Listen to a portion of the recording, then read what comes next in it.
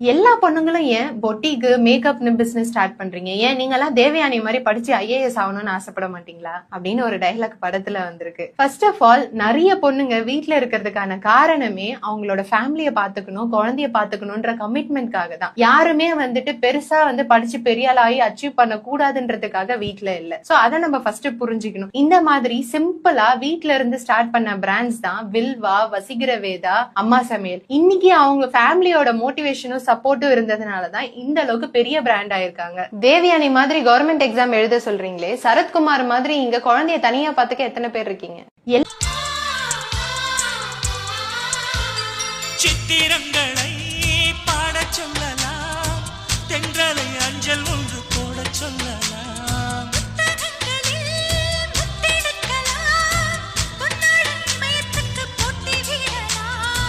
பூமிக்கு பொட்டு வைத்து பார்க்கலாம், பூவுக்கும் ஆடை தைத்து